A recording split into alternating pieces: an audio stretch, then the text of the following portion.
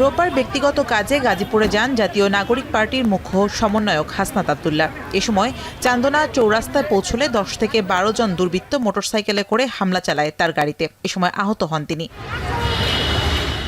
পরে বোর্ডবাজারে Islamic university of টেকনোলজির গেটের সামনে অবস্থান নেন তিনি।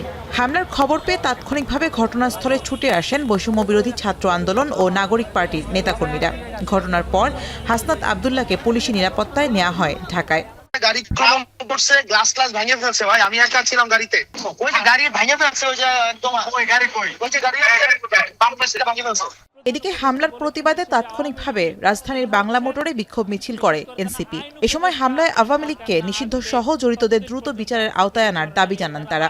এছাড়া 24 ঘন্টার মধ্যে জড়িতদের গ্রেপ্তার করা না হলে কঠোর কর্মসূচির হুঁশিয়ারি দেন তারা।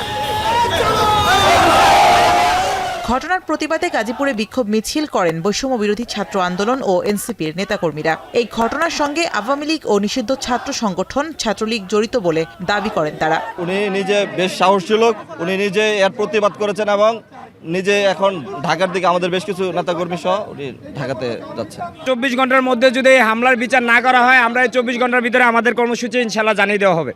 এছাড়া একই দাবিতে রাতে চট্টগ্রাম, কুমিল্লা, ময়মনসিংহ সহ দেশের বিভিন্ন স্থানে মশাল মিছিল করেছেন এনসিপির নেতাকর্মীরা। শামীমা রহমান শাম্মী, এখন।